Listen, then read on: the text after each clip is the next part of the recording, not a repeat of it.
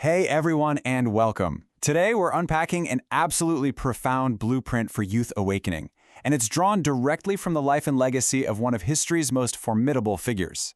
Now this explainer isn't just about looking back at the past. It's actually a complete redefinition of how we honor our history. We're taking the monumental legacy of Chhatrapati Sambhaji Maharaj and transforming it from a mere memory into a daily, highly actionable lifestyle. So get ready, because this analysis is designed to awaken a serious dormant power right inside of you. But first, I want to start by asking you a really direct question. Are you feeling discouraged lately? Look, if you're a young person navigating today's crazy world, you might feel totally defeated by failure. Maybe you feel directionless, or perhaps it just feels like the circumstances are completely stacked against you. Do you ever feel like you're putting in all this hard work, but the results just aren't showing up? Or maybe you feel underestimated by the people around you, which just makes you doubt your own capabilities. Well, if any of that resonates with you, you are exactly who this explainer is for. Because as you'll see, history actually offers us a profound antidote to this modern despair. All right, let's jump into Section 1. What is true celebration? Redefining our tributes. So when a historic day or an anniversary comes around, we normally think of it as just a day of remembrance, right? But the source material we're looking at today completely shatters that idea. It argues that a true celebration is not just some emotional tribute, it's actually a highly intellectual and transformative event. Think about it. We usually celebrate pretty passively. We offer garlands, shout some slogans, maybe set off a bunch of fireworks. It's noisy, sure, but it's totally fleeting. True awakening, on the other hand, is quiet, yet incredibly powerful. It's all about character building, the relentless pursuit of knowledge, and cultivating deep self-respect.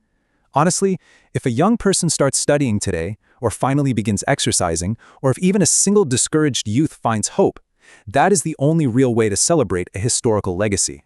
Moving on to Section 2. Sambhaji, an ideal, the antidote to modern despair.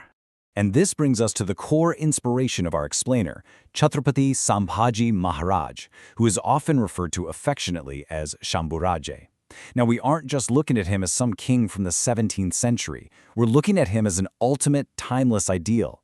Whenever you feel like your struggles are just insurmountable, looking at his life is literally a masterclass in resilience. He was born on May 14, 1657, at Purandar Fort to Chhatrapati Sambhaji Maharaj and Maharani Saibai. And his life? It was marked by incredible struggle and ultimate sacrifice, culminating in his martyrdom at Tulapur in 1689 after an unyielding fight against the Mughal Emperor Aurangzeb. But I really want you to notice that milestone in the middle. He wasn't just a fierce warrior on the battlefield. Actually, he was a brilliant, multilingual scholar associated with a masterful text called the Buddha Bhushanam. He was truly an emperor of profound thought. Understanding that dual nature of his brings us to a really unique concept, the synthesis of Shastra and Shastra, the weapon and the scripture. Chhatrapati Sambhaji Maharaj perfectly embodied the courage of a lion right alongside the profound wisdom of a sage. He had the visionary outlook of a king, but he was completely grounded by the unwavering principles of an ascetic. And the lesson here is crystal clear for us. History can never, ever stop a person who masterfully wields both the sword of courage and the guiding light of profound knowledge. You absolutely need both strength and intellect to truly lead. And this blend of strength and wisdom fuels a completely different mindset. Just listen to this. Adversity doesn't come to break a person, it comes to make them. Let that sink in for a second. This is a total mindset shift. It commands us to stop feeling like victims of our circumstances and instead become active students of our adversity. Every single challenge, every failure, every moment someone underestimates you, that's simply the forge where your ultimate character is being built. Let's look at Section 3, the 5 Great Pillars of Jayanti, a framework for action. So, what does this all mean for us today? How do we actually channel this historical inspiration right now? Well, the source material lays out a very logical, actionable framework. It's basically the core blueprint for how to live out these ideals rather than just talking about them. Let's walk through these 5 essential steps together. First up, study history. Reading biographies and visiting forts isn't just a fun hobby. It's literally how you find your true identity. Second, internalize thoughts. It's about taking those historical virtues and actively applying them to your daily life. Third, social service. Because true greatness means living not just for yourself, but for your society, whether that's donating blood, planting trees, or helping out the poor. Fourth, pledge to the nation. That means accepting duty, truth, and self-respect above absolutely everything else. And finally, step 5, inspire the next generation. You've got to pass this torch of knowledge forward. And that is exactly how you transform a yearly tribute into a lifelong mission. Okay, Section 4. 4 ways to build yourself, unleashing your dormant power. To serve your society and your nation, you first have to build yourself up. So I have to ask, how much dormant power are you ready to unleash right now? To build a complete, unshakable personality, it's kind of like a 4-piece puzzle, and you need equal focus across all 4 areas. First, you need physical strength, and you build that through regular exercise on a disciplined diet. Next, mental strength, which is cultivating patience, courage, and solid self-confidence. Then, intellectual strength, fostered by continuous study, deep thinking, and always asking questions. And finally, the last piece, character strength, which boils down to your honesty, your integrity, and your self-respect. If you are missing even one of these components, well, your foundation is just incomplete.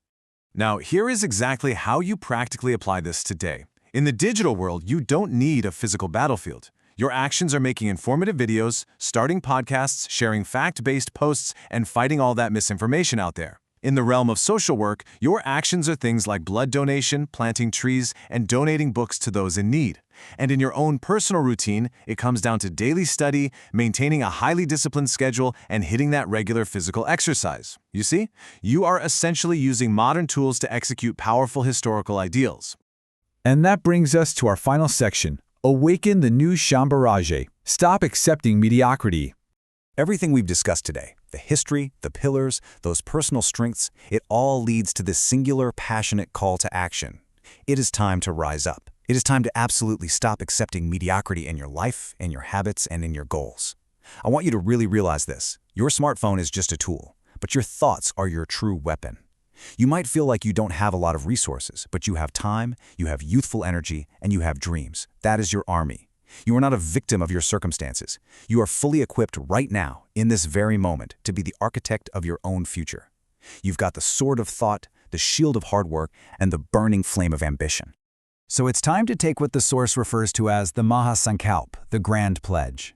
I want you to say this to yourself. I will increase my physical strength. I will develop the power of my mind. This is a forceful commitment to stop making excuses. It's a serious vow to forge an unbreakable body through discipline and an completely unshakable mind through courage and patience. And the pledge continues like this. I will illuminate my intellect with knowledge. I will fortify my character with self-respect.